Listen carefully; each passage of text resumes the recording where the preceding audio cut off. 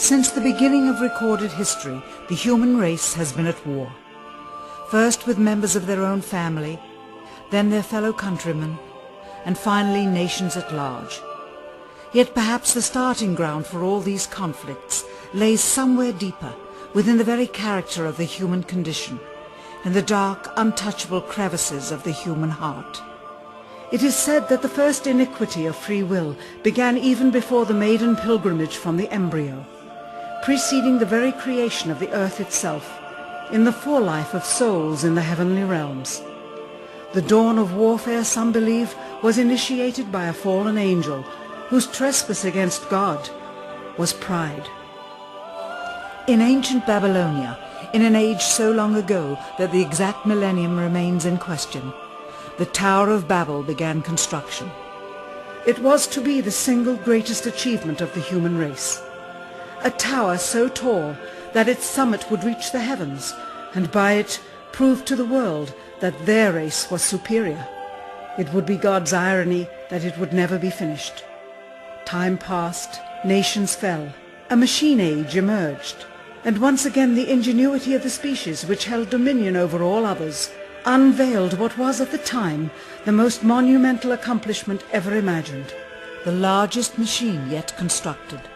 An automation so mammoth and so revered even before its first demonstration that its only befitting name was Titanic. On April 10th, 1912, it set sail. It was boasted to be the ship that God himself could not sink. It would be God's irony that the very element that was meant to keep it afloat would cause it to sink. Water, frozen water, in the form of an iceberg. Not even one voyage did it complete. And then the next age embarked into the annals of human history, perhaps the last age, the space age. Competition for victor was unparalleled. Powerful nations spent billions in unabashed rivalry to outdo the other.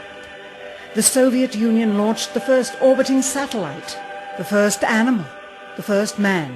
They had logged 500% more hours in space than the United States. And in June of 1969, they launched an unmanned probe to the moon to retrieve the first soil sample from another world, just 1 month before Apollo 11.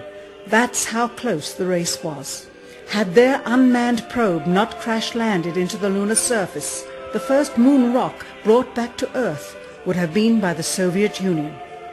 Richard Nixon, president at the time, had this to say about the latest work of the human hand. It is the greatest week since creation, the greatest event since the laying of the foundation of the seas, since the origin of the universe itself, since the design and formation of the delicate human eye through which all these things are perceived, was a flying machine with its 2 passengers landing on its closest celestial neighbor and returning from where it came. Perhaps again God's irony lies somewhere within this great boast of humankind.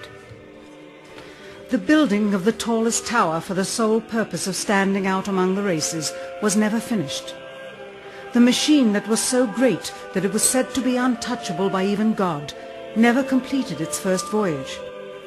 And finally, the crowning achievement of humankind, the greatest boast of the species, the event in human history most associated with pride in our own accomplishments, landing on the moon.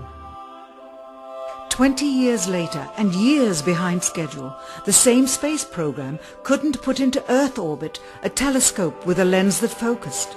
And yet 2 decades earlier, a mission 100 times more complicated worked on its first occasion. With close scrutiny of the motives of the zealous Nixon administration, a critical examination of the entirely government-controlled press coverage, and newly discovered footage of the crew of Apollo 11 staging part of their mission, we wish to detail what may come to be the greatest government conspiracy of all time. A funny thing happened on the way to the moon.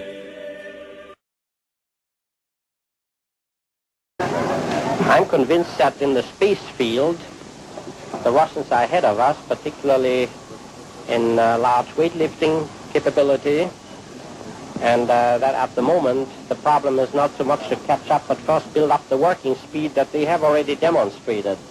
After we are running as fast as they do, there's still a considerable gap to close, and only the future will tell whether we'll manage to close that gap.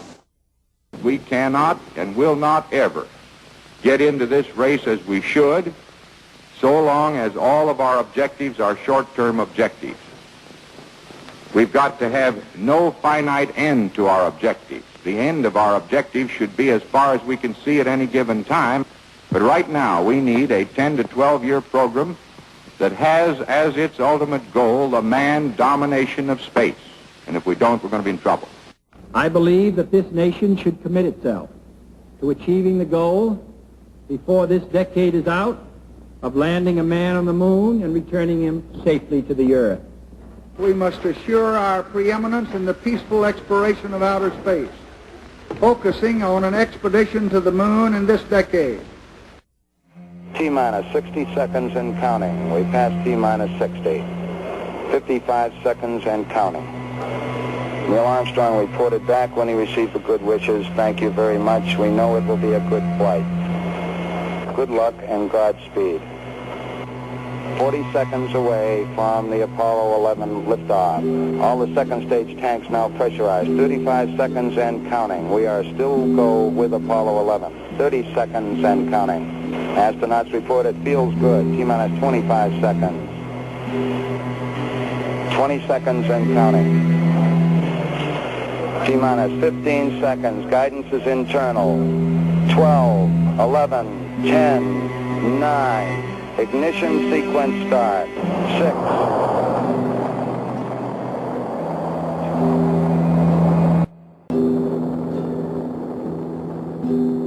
Unbeknownst to the citizenry, high above the Earth, beginning at an altitude of 1,000 miles and extending an additional 25,000 miles, lay lethal bands of radiation called the Van Allen radiation belts.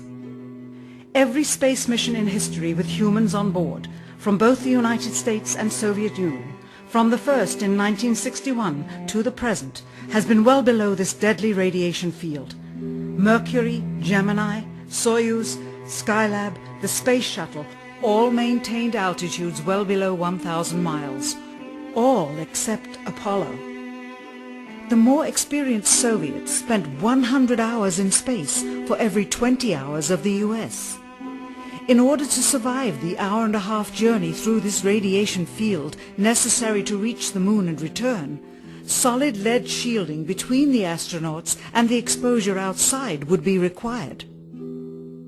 The mammoth Saturn V rocket used by Apollo was already 35 stories tall and weighed as much as a battleship. To add additional tonnage in the form of a lead barrier completely surrounding the crew members would have made it impossible for the vehicle to get off the ground. That is why the Soviets, though more advanced, only sent an unmanned probe to the moon. The Apollo spacecraft's narrowest shielding was less than 1/8 of an inch of light aluminum. In 1998, the Space Shuttle flew to an altitude of 350 miles, one of its highest altitudes ever, hundreds of miles below the beginning of a field of radiation that was so severe that the astronauts inside of their shielded spacecraft and inside of their shielded spacesuits saw flashes of light with their eyes shut that they described as shooting stars, due to radiation penetrating first the shuttle's shielding, then their spacesuit shielding, then their skulls, and finally the retinas of their closed eyes. As a result, CNN issued the following report noting NASA's unpredicted surprise. The radiation belt surrounding Earth may be more dangerous for spacewalking astronauts than previously believed. Scientists say the phenomena known as the Van Allen belts can spawn killer electrons when the Earth's magnetic field changes. These electrons that are being studied could have an important effect not only on satellites, which has happened in the past, but could also affect the astronauts by creating large doses of radiation that could influence their health. The electrons can penetrate through various materials, including spacesuits, and can pass through, in fact, the walls of the space station, and can create high charges deep inside of these objects. President Kennedy, a man of political, not scientific background, set the irrevocable goal of landing a man on the moon by the end of the 1960s, just days after America's first astronaut had spent a mere 16 minutes in space, not even achieving a single orbit around the Earth. We choose to go to the moon in this decade and do the other things, not because they are easy, but because they are hard. We take an additional risk by making it in full view of the world. But as shown by the feat of astronaut Shepard, this very risk enhances our stature when we are successful. The technology necessary to launch the massive Saturn V rocket and an intercontinental ballistic missile is 95% similar. When the Soviet Union launched mankind's first satellite, Sputnik, in 1957, there was grave concern that they had mastered space ahead of the United States and might use this advantage to launch a first nuclear strike from an orbit high above North America. When they also put the first animal in space, then the first man in space, then achieved the first spacewalk, the first crew of 3, and the first ever of 2 simultaneously orbiting spacecrafts, concern turned to fear and then horror as America watched their communist enemy achieve all these firsts with no hope in sight of ever catching up. President, a member of Congress said today that he was tired of seeing the United States second to Russia in the space field. I suppose he speaks for a lot of others. What is the prospect that we will catch up with Russia and perhaps surpass Russia in this field? However tired anybody may be, and no one is more tired than I am, it is a fact that it's going to take some time, and I think we have to recognize it. They secured these large boosters, which have led to their being first in Sputnik and led to their first putting their man in space. We are, I hope, going to be able to carry out our efforts with due regard to the problem of the life of the man involved this year. But we are behind.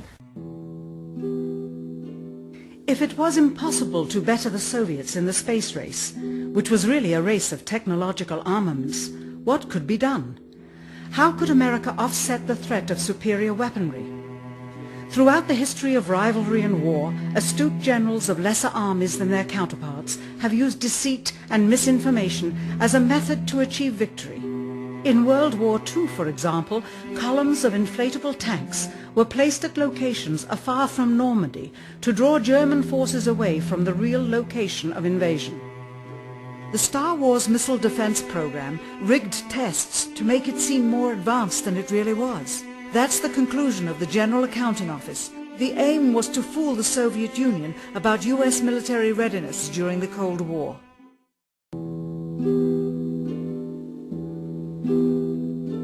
Certainly, it was not possible to fool just the Soviets about US strategic capability in the 1960s, while somehow informing 200 million Americans of the truth secretly. In order for them to believe the United States had the capability to go to the moon, everyone would have to believe it. Furthermore, the pride of a nation was at stake, and the goal of a martyr, not to mention the growing unrest domestically of a government throwing tens of thousands of lives away in a foreign war riddled with contradiction and ambiguity. In addition, the Apollo program had already spent billions of dollars. If it failed to achieve its goal with such an investment, it would indeed be a large and bitter pill for the taxpayers to swallow. The cost of the program, whose sole goal was to be the first to plant a flag on the lifeless rock just outside the Earth, if adjusted for inflation to the 21st century, was $135 billion. With a profit margin of just 7%, this would be equal to over $9 billion profit going to the privileged contractors chosen by their friends at NASA. If the machinery was in fact only achieving Earth orbit, as other earlier missions had already done, then the completion and functionality of the other components would not have been as important, and even more profit would have been made. $135 billion could feed 2 million people for their entire lives. It could also buy 2 million two-bedroom houses. Yet how could such an undertaking be kept secret, and for such a long time? To the latter, One needs only to remember that an unsolved riddle 6 years older, the assassination of President Kennedy, still daunts the minds of the vast majority of Americans. As a parent of a conspiracy, as his assassin being assassinated himself, the truth of the matter has still escaped history. In keeping a secret of the magnitude of the Apollo missions being fraudulently created, one turns to the Manhattan Project for comparison. Surreptitiously building the first nuclear bomb during the early to mid-1940s involved 129,500 people over a 3-year period. Yet the secret did not get out. A quarter century later, the art and technology of espionage inevitably improved, narrowing dramatically the number of players in the know of a large clandestine operation. Just 1 year before the first mission to the moon, NASA launched the Tetra satellite, specifically designed to simulate flight data coming from the moon, so that the ground crews could rehearse the landing, much as the astronauts did in their own simulations. Had it not supposedly fallen back to Earth, all that would have been needed during the actual flight would be a repeat of one of these computer programs, with a few original variations, transmitted to the satellite for rebroadcast to Houston. Scores of computers and their deceived operators on the ground would then receive prearranged information, including the alleged location, altitude and fuel consumption of the spacecraft, as if it were descending to the moon's surface. If the Soviets tried to find the actual location of an Apollo crew in the hundreds of thousands of miles surrounding the Earth and the moon, it would be tantamount to trying to find a rowboat in the Atlantic Ocean. The fact that the Apollo program was so departmentalized, with various construction and test sites around the country, meant that only a few people saw the whole picture. And for the first time ever, there was no independent press coverage of such an historical event.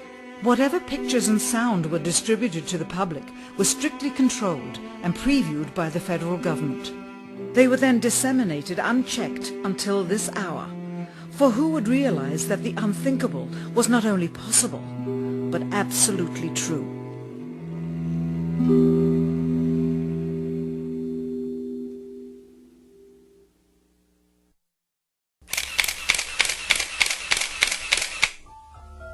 And what of the photographs? What do they tell us? On 3 separate occasions, our office asked NASA's Public Relations Department for every single picture of an astronaut on the surface of the moon, just during the maiden voyage of Apollo 11. Many duplicates were sent. In all, fewer than 20 pictures were found, including first-hand investigation on site at the agency's vaulted archives. Quite surprising, considering the historical significance of the event. These very photographs are the same ones circulated year after year on anniversary commemorations. It is estimated that in just the first 60 minutes on the moon, motivated by the tenuous nature of the circumstances, many more exposures could have been expediently taken. Also surprising is the scarcity of photographs of the mission's chief pioneer, Neil Armstrong, the greatest achievement in human history, and of the man whose first step echoed around the world, dawning a new age of scientific enlightenment. There is only one full-body picture of him on the moon, besides this ghostly reflection. This one, taken by an automatic camera mounted on the side of the lunar module. Perhaps he feared liability should the whole conundrum later become unraveled. Perhaps he has forgotten that he attested to the authenticity of the event with his signature on this plaque engraved by the federal government. In fact, in the more than 30 years since the event, aside from NASA's initial press conference and the occasional brief anniversary remarks where few questions were permitted, he has never given one on-camera interview to anyone, ever. From an analytical standpoint, photographic anomalies have to be sought out with an understanding of lighting and shadows. The most straightforward is simple. When objects are lit solely by the sun, as all the scenes on the moon were said to be, after all, lighting equipment was not only impractical, it was unnecessary in bright sunlight, then all shadows, regardless of the landscape, will run parallel with one another and never intersect, as shown by this example. In these seldom-seen photographs, obtained from a rarely used auxiliary NASA archival site, it is clear that these scenes were lit with artificial light. These shadows, which are cast at different angles, are evidence that a second light source is being used. In addition, the sun would not cause an isolated hotspot like this, only an artificial light would. Again, intersecting shadows and another hotspot. And again. And again. It is simply impossible for this picture to have been taken with sunlight on the moon. Here, the shadows are shown to be as black as pitch. And yet here, completely in a shadow, the astronaut is lit up like a Christmas tree. How can this be? Or this, on the shadow side of the lunar module. In this magnification of an Apollo photograph, a rock, very likely a papier-mâché prop because of the crease here, is categorized with the letter C. In later releases of the same picture, the letter is gone, probably airbrushed out. Here a crosshair, which was burned directly into the image from the film plate and thus should always appear on top of the objects in the photograph, appears behind the object in this scene, clearly revealing a composite of two pictures into one. Someone apparently forgot to create a burn crater underneath the lunar module's 10,000-pound thrust engine, despite the fact that during ground tests there was a real concern for the vehicle falling into the hole the engine created as it descended. Here is a Norman Rockwell depiction drawn just 2 years earlier based on the latest specifications and scientific data. In these enlargements, it looks as though the lunar module was simply placed there. Not even one speck of moon dust on the landing pod. As a result, all subsequent flights had to have the same discrepancy, which was explained away by the effect of no atmosphere. And what about stars? On the moon, with no atmosphere, they must have been quite a sight to behold. Yet there is seldom any mention of them, if ever, by any of the astronauts on any of the missions. Undoubtedly, creating a mural with all the constellations properly placed in the sky would have been virtually impossible to create accurately, much less realistically. A competent amateur astronomer would have been able to call attention to the slightest error in measurement. The answer? Not to talk about the stars. Ever. In their post-flight press conference, it was the only question to which Neil Armstrong responded with an absence of memory. When you looked up at the sky, could you actually see the stars and the solar corona in spite of the glare? We were never able to see stars from the lunar surface or on the daylight side of the moon by eye without looking through the optics. I don't recall during the period of time that we were photographing the solar corona what stars we could see. I don't remember seeing any. Years later, though, Michael Collins would remember seeing the elusive stars and wrote about them in Expeditions to the Moon. It seems his memory improved the older he got. Why don't stars appear in any of the photographs? Simply because the proper, mostly closed exposure setting for the camera's iris, set that way to compensate for the bright sunlight on the moon's surface, completely diminished the faintness of relatively distant specks of diminutive light. This answer is true. It does not, however, explain why they never took any pictures of the stars by themselves, with an exposure setting perfect for them. While they took 3 automobiles to the moon, they never took a photographic telescope. Had they done so, they would have been able to see farther into the universe than had ever before been realized. If they had taken a telescope and were not actually on the moon, they would have had to concoct undiscovered galaxies that might one day prove to be non-existent. The cost of the 3 moon rovers in 21st century currency? Nearly $60 million each, though they had fewer parts than a Jeep.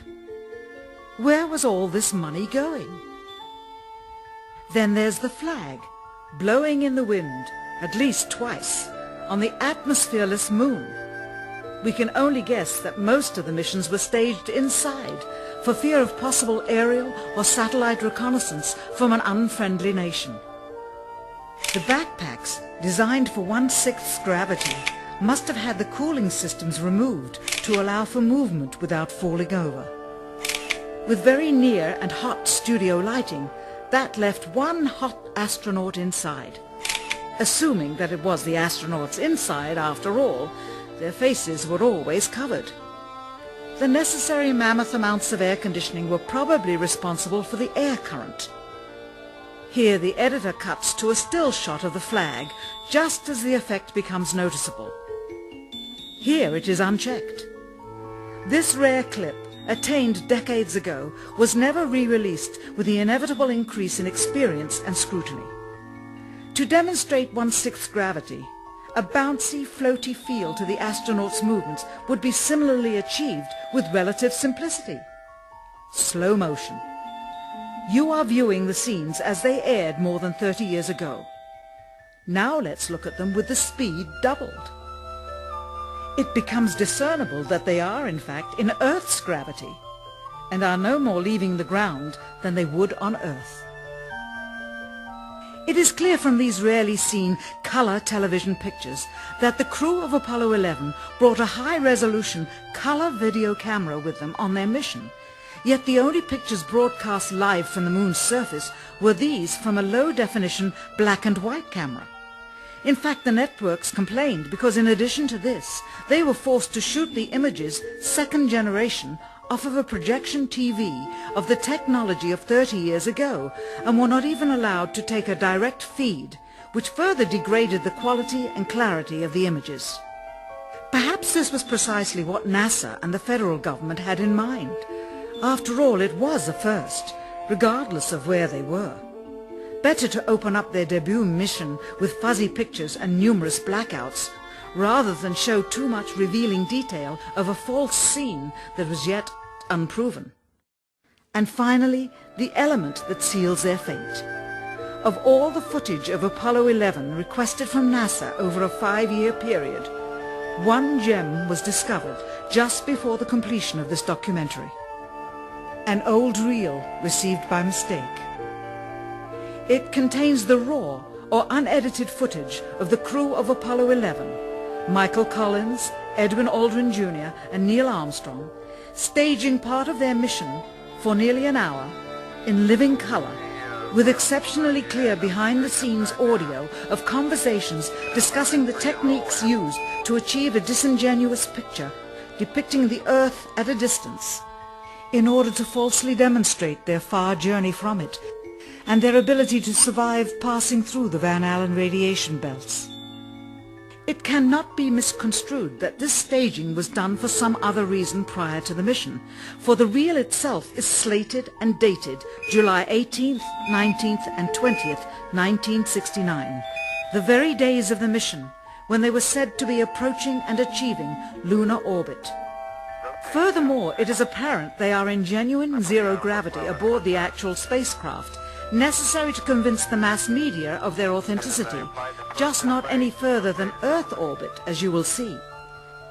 In this never-before-seen or heard footage, not only is the radio conversation between the astronauts and Houston Control audible, there is a secondary, private conversation taking place between the crew and a third confidential party, prompting the astronauts with what to say, when to speak, and how to effectively manipulate the camera to achieve the desired misleading effect.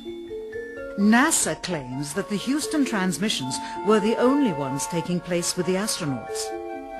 Listen now as Houston Control initiates a conversation with the crew, only to find them too preoccupied with the behind-the-scenes trickery to respond. Moments pass and the oversight is picked up on by the clandestine third party, who quickly prompts them with talk. Immediately, Neil Armstrong speaks. Hello, Apollo 11. Houston, Goldstone says that the TV looks great. Over.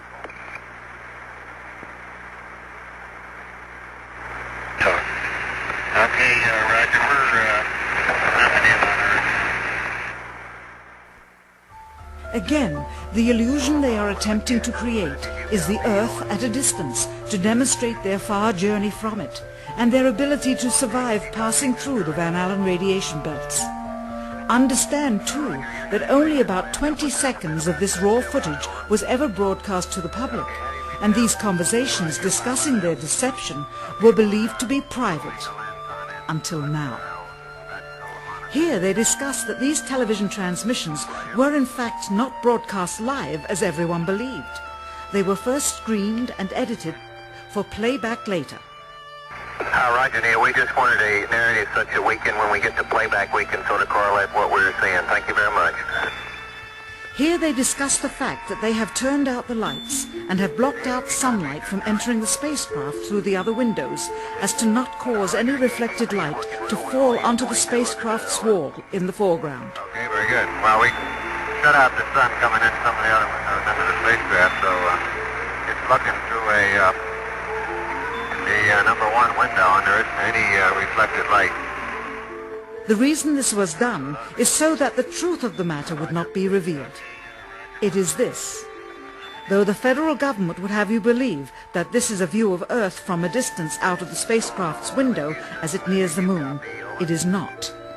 What they have ingeniously done is placed the camera at the back of the spacecraft and centered the lens on a circular window in the foreground, outside of which it is completely filled with the Earth in low orbit.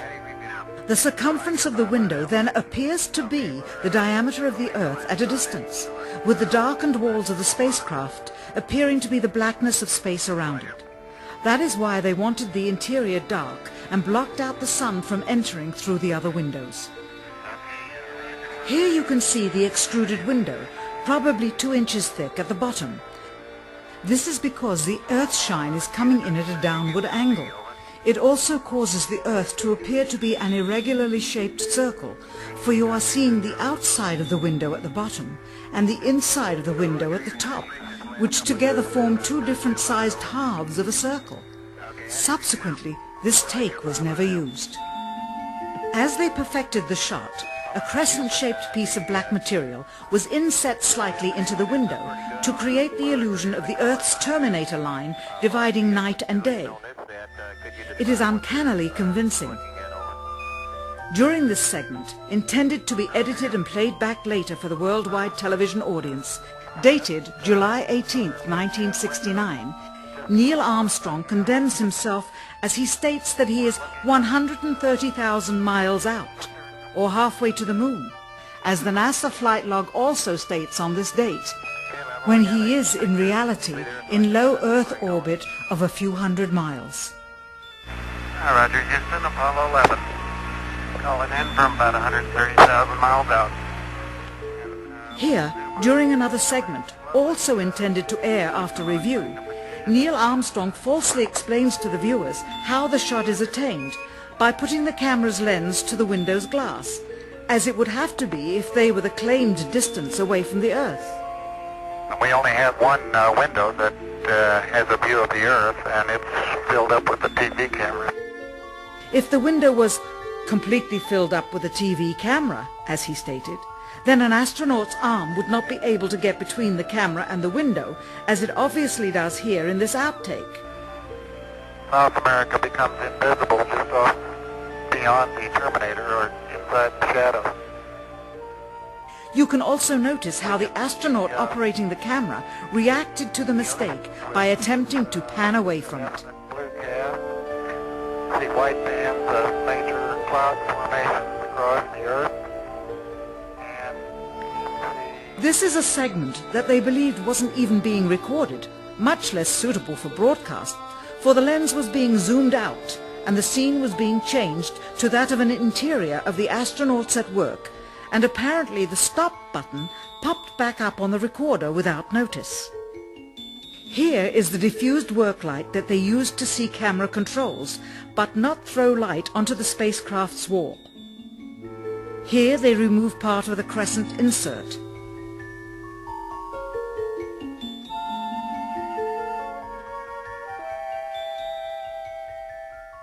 Finally, the iris is opened up and you can see the real location of the camera and the very bright and near Earth out the window.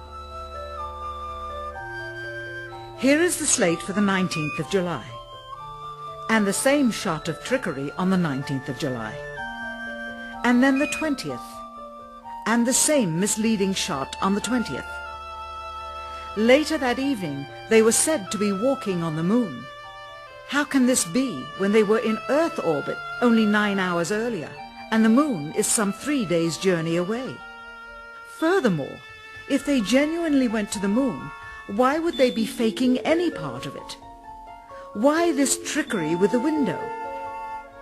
By faking being halfway to the moon, it becomes apparent that they did so because they could not even go halfway.